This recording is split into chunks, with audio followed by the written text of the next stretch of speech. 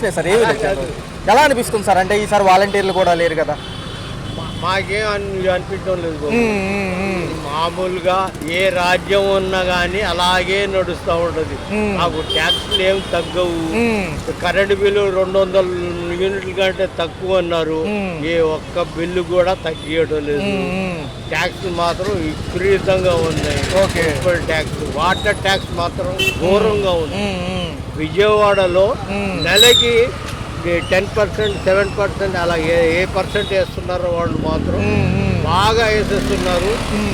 Water tax మాత్రం బాగా గతంలో కంటే కూడా బడ్జెట్లు ఎక్కువ అంటున్నారు, కానీ అరకొరగానే అన్ని శాఖలు ఏం లేదండి. ఏం గవర్నమెంట్ కాంట్రాక్టర్స్, మినిస్టర్స్, ఎమ్మెల్యేస్ బ్రతకటానికే గవర్నమెంట్. ఎవరికైనా ఓటేయండి, చీఫ్ మినిస్టర్ మంచోడే కావచ్చు, కానీ కిందోళ్ళు మాత్రం మంచోళ్ళు కావచ్చు. మరి ఎలా ఉండబోతుంది సామాన్యుడి పరిస్థితి ఏంటంటారు? నిత్యావసర సరుకుల ధరలు వాడు సంపాదించేదే అరకూర సంపాదన ఉంటుంది. రోజుకి 500 రూపాయలు, 600 రూపాయలు సంపాదిస్తున్నారు, కానీ వాడికి ఏమో సరిపోతుంది. సార్ ఎలా ఉంది సార్? ఈ ఫ్రీ రేషన్ కార్డ్స్, ఈ స్కీమ్స్ ఉన్నాయి చూసారా, అందరు కూడా డబ్బు గల్ల వాళ్ళే అనుభవిస్తున్నారు. లేబర్కి మాత్రం ఏ ఇవ్వటలేదు. ఒకవేళ లేబర్కి వస్తే కూడా వీళ్ళు ఇచ్చే బియ్యం కానీ దానికి కానీ వాళ్ళు మార్కెట్లో అమ్ముకుంటున్నారు. ఓకే సార్, 10 రూపీస్ కేజీ, మీకు 2 రూపీ 1 రూపీ కేజీ వస్తుంది. 10 రూపీస్ కేజీ వాళ్ళు అమ్మేస్తారు. 9 రూపాయలు వాళ్ళకి లాభం. ఇంకేముంది? వాళ్ళు ఫ్రీ ఇచ్చి కూడా ఏం లాభం చెప్పండి? ఫ్రీ ఇచ్చి కూడా ఏముంటుంది? ఓకే సార్, మరి బడ్జెట్ల సమావేశాల్లో సామాన్యుల గురించి ఏది చర్చకి రాలేదు. వచ్చిందనుకోండి, వస్తే కూడా కిందోళ్ళు అమలు చేయరు. మహిళా సంరక్షణకు పెద్దపీట వేసామన్నారు, అఘాయిత్యాలు జరుగుతున్నాయి. మహిళది చాలా ఘోరం ఉండదు. మహిళలకి మన సమానత్వం లేదు. మహిళకి మాత్రం బాగానే ఘోరంగానే ఇచ్చేస్తున్నారు. ఫ్రీగా తిరగదు. ఆడవాళ్ళు మాత్రం చాలా నాస్తి. ఉచిత బస్సు కానివ్వండి, నిరుద్యోగ వృత్తి కానివ్వండి, ఇంకా అసలు చర్చలోకి రాలేదు. 6 రోజులు అవుతుంది సభలు మొదలయ్యి. మా హయాం నుండే ఉంది. నాకు 77 సంవత్సరాలు. ఓకే. నిరుద్యోగం అన్నది నేను 10 years అనిపించి తర్వాత నేను ఉద్యోగంలో వచ్చాను. ఇప్పుడు రిటైర్ అయ్యి నాకు వచ్చే బెనిఫిట్స్ కూడా ఇవ్వటం లేదు సార్. ఒక్కబోర్డు చట్టాలు ఏమైనా మారబోతున్నాయా? వాళ్ళు మారుస్తున్నా కానీ వాళ్ళ గవర్నమెంట్ బెనిఫిట్స్ కోసం, డబ్బు గల్లోళ్ళ బెనిఫిట్స్ కోసమే వాళ్ళు మారుస్తున్నారు. మన ముస్లిమ్స్ కి ఏదో ఉద్ధరించడానికి ఏదైనా రూల్స్ మారుస్తున్నారంటే మాత్రం అది ఎట్టి పరిస్థితులు కూడా జరగని పని, జరగదు కూడా. మరి జమిలీ ఎలక్షన్స్ అంటున్నారు. ఈయన జమిలీ ఎన్నిక 2020 లేదండి. జమిలీ ఎలక్షన్స్ లేకపోతే ఇంకా ఏదైనా Bharat right sir, thank you sir. 6 నెలల ప్రభుత్వం, కూటమి ప్రభుత్వం వచ్చారు. గతంలో చూశారు, ఇప్పుడు చూస్తున్నారు. ఈ 6 నెలలే కాబట్టి ఎలా అనిపించింది ఇప్పుడు? కూరగాయలు మాత్రం పెరిగినాయి. రేట్లు మాత్రం ఇప్పుడు సామాన్యుడికి అందుబాటులో లేవు. ఒక పక్క కరెంటు బిల్లులు కూడా నెత్తి మీద వేయడానికి రెడీగా ఉన్నారు. మళ్ళీ మరొకసారి మేము కరెంట్ బిల్లు 1000 కట్టేస్తున్నాము. చెప్పుకోవడం మా జీతం ఎంత, మేమెంత, మరి ఘోరంగా ఉంది. అసెంబ్లీ సమావేశాలు జరుగుతున్నప్పటికీ సామాన్యుడికి సంబంధించిన ఏ విషయాలు రావడం లేదు సార్. ఈ 6 రోజుల్లో ఆ చర్యలు ఈ చర్యలు అన్నారు, ఎక్కడ జరగలేదు. మనకి ఏమి అమలు రావట్లేదు. ఇంతమంది ఉద్యోగాలు ఇస్తున్నారు, ఏమి లేవు. వాళ్ళు ఎవరికి ఏం చెప్పగలుగుతాము? సామాన్యుడు మేము ఎవరికి చెప్పలేము. చెప్తే మా మీద గొడవలు పడాలి. ఓ పక్క నిరుద్యోగ వృత్తి అమలు అవ్వలేదు. ఎలా మా వాళ్ళు డిగ్రీలు చదివారు, ఉద్యోగాలు లేక ఇంట్లో కూర్చుంటున్నారు. ఎక్కడ బయటకు వెళ్తే 8,000, 9,000 ఇస్తున్నారు. MBA చదివాడు 8,000 ఇస్తున్నారు. ఎవరు చెప్పుకుంటారు? సూపర్ 6 పథకాలకు అత్యంత బడ్జెట్లు అవుతాయి అంటున్నారు. మనం ఏం లోటు బడ్జెట్లో ఉన్నాం. మరి వీళ్ళు కేటాయించిన ఈ 2.94 లక్షల బడ్జెట్ ఉంది సార్. ఎక్కడా కూడా ఎటువంటి అరకొరగానే ఉన్నాయి అంటున్నారు. ఎక్కడ మరి రాబోయే కాలం ఎలా ఉండబోతుంది సార్? చాలా గడ్డు కాలం ఎలా ఉందంటే ముందు ఏం చెప్పగలుగుతాం? కొద్దిగా అన్న కూడా తెలియలేదు. మహిళల సంరక్షణ చట్టం అన్నారు, ఏమీ తెలియదు. అసలు వాళ్ళపైన చాలా అగత్యాలు జరుగుతున్నాయి. హోంమంత్రి అనిత గారు ఏం మాట్లాడలే బాబు. ప్రతిపక్షాలు హోదా లేనప్పటికీ సార్ ఒకే ఒక నిమిషం. Right sir, right. ఎలా ఉందంటారు ఈసారి? పర్లేదా అంటే? ఏం చేయగలుగుతున్నా? ఓకే. రైట్ సార్, ఎలా అనిపిస్తుంది? గతం కంటే ఇప్పుడు బాగుందా, గత ప్రభుత్వాలు బాగున్నాయి? 5 నెలలు చూశారు కదా. అన్ని అంతా బాగుంది, అంత మంచి చేసేవాళ్ళు మంచిగా ఉంటుంది, మంచిగా ఉంటుంది. ఈసారి బడ్జెట్లు పథకాల వైపుగా ఉన్నాయి, ఎలా అనిపిస్తుంది? 6 పథకాలు అమలు అవుతుందంటారు. అంతా బాగుంది. అసెంబ్లీ సమావేశాలు ఇచ్చిన బడ్జెట్ కూడా చాలా తక్కువ అంటున్నారు చాలా మంది. ఎలా అనిపిస్తుంది? అంటే చాలా శాఖలు తక్కువ ఇచ్చారంటున్నారు. సరిపోతుంది అంటారు, అంటే లోటు బడ్జెట్లో ఉంది కదా. ఎలా ఉందండి నిత్యావసర సరుకుల ధరలు ఎలా ఉన్నాయి? కరెంట్ ఛార్జీలు ఎలా ఉన్నాయి జనరల్గా?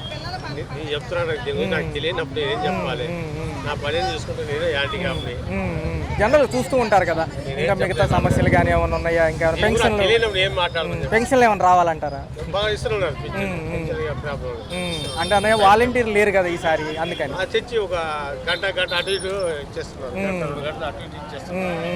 సో భవిష్యత్తు కూడా బాగుంటుంది అంటారు. ఈ 5 ఏళ్ళు ముగ్గురు కలిసి ఉన్నారు కదా ఈసారి, బీజేపీ, జనసేన, టీడీపీ ఉన్నారు. పవన్ కళ్యాణ్ గారి గురించి ఏమంటారు? బాగుందా? ఆయన కూడా ఉప ముఖ్యమంత్రిగా ఉన్నారు కదా. ఓకే, రాబోయే కాలంలో కూడా బాగుంటుంది అంటారు. మన చేతిలో ఏం లేదు, ఓకే ఓకే, ప్రజల చేతుల్లో, అల్లా చేతుల్లో, దేవుడి చేతుల్లో, అంతే మనకి. Right right. సంక్రాంతి నుంచి ఎలా అనిపిస్తుంది సార్? ఉచితాల కోసం ఇంకా జనం ఉన్నారా, లేకపోతే రాష్ట్రంలో రోడ్డు బడ్జెట్లోకి వెళ్తుందంటారు? చిన్న విషయం ఒకసారి జనరల్ విశ్లేషణ. 3 గ్యాస్ బండ్లు ఉచితం అన్నారు కదా. గ్యాస్ బండ్ ఎప్పటి నుంచి ఉచితం? యాక్చువల్గా దీపావళి నుంచి ఉచితం. అవును సార్, అవునా? 29 బుక్ చేస్తే ఎప్పుడు రావాలి? యాక్చువల్గా నెక్స్ట్ ఇయర్ రావాలి, అయితే ఆ తర్వాత రోజు రావాలి. నేను 31 బుక్ చేసాను, 4 రావాలి. ఇవాళ ఎంత డేట్? ఓకే సార్, ఇవాళ 4th అనుకుంటా. 4th నా దగ్గర ఆన్లైన్ ఉంది. ఓకే ఓకే, చూపిమంటే చూపిస్తా. అసలు ఏమంటున్నారు సార్, జనరల్గా పథకానికి కొంచెం లోటుపాట్లు ఉన్నాయి, కొంతసేపు ఏమో మహిళల పేర్లు ఉండాలంటారు, కొంతసేపు ఏమో అవసరం లేదు, రేషన్ కార్డుకి ఆధార్ కార్డుకి మ్యాపింగ్ అయితే చాలు అంటున్నారు. నిజంగా పారదర్శకంగా ఉందంటారా? గవర్నమెంట్ తప్పేం లేదండి, కింద అధికారులు తప్పు. అయ్యో ఓకే, గవర్నమెంట్ తప్పులేదు. గవర్నమెంట్ ఏం చెప్పి వదిలేసింది, పట్టించుకునే వాళ్ళు నాదుడు లేడు కదా. ఉన్నాడా?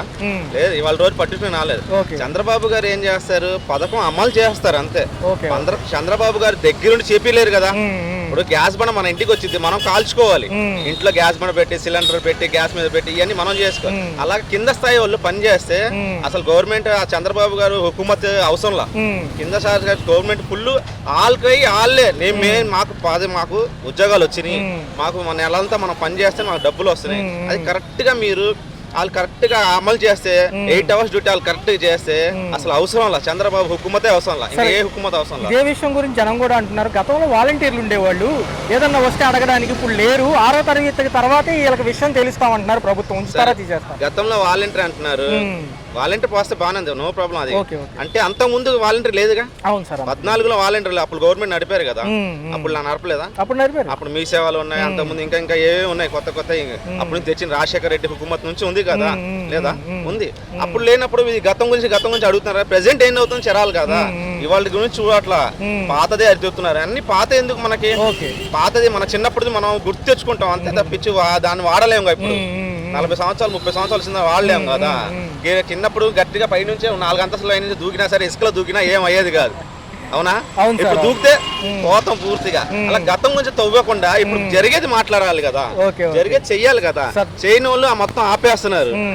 మరి ఒక అంశం వెళ్తే, ఏదైతే ఋషికొండ ప్యాలెస్ గురించే నిన్నటి నుంచి వార్తలు, ఎలా అనిపిస్తుంది? అది ప్రైవేటీకరణ చేస్తామంటున్నారు, గతంలో ఊరినే కట్టారు, 500 కోట్లు అయిపోయినాయి దానికి అంటున్నారు. అది కింద స్థాయిలో వాళ్ళకి అర్థం అవుతుంది, ఆ ఎంటెక్ ఎంబీఏ పీజీ చేసిన వాళ్ళకి వాళ్ళకి అర్థం అవుతుంది, మనకైతే అర్థం అవుతుంది. ఓకే సార్, అదే విషయం తీసుకుంటే ఇప్పుడు అతి త్వరలో ఎమ్మెల్సీ పట్టభద్రుల ఎలక్షన్స్ ఉన్నాయి సార్, అతి త్వరలో ఉన్నాయి ఏపీలో. ఎలా అనిపిస్తుంది ఈసారి? మరి విద్యావంతులు కాబట్టి ఎవరు ఎటువైపు ఉంటారు? ఈసారి వంగవీటి రాధా గారిని ఇస్తే బాగుండిద్ది, ఎందుకంటే ఆయన గత 10 సంవత్సరాల నుంచి కొద్దిగా ఉన్నారు తెలుసుగా, అది కూడా పార్టీకి నమ్ముకుని ఉన్నారు, పాత పార్టీని నమ్ముకుని ఉన్నారు. ఆయన పెద్దది ఏదో చేశారంట, ఆయనకి తెలియాలి. మన రాధా గారికి టీడీపీలో వచ్చిన తర్వాత కూడా ఎప్పుడు ఎవరిని విమర్శించాలా చేయలా. ఆయనకి ఇవ్వాలి, అసలు యాక్చువల్ గా ఎమ్మెల్యే పదవి ఇవ్వాలి.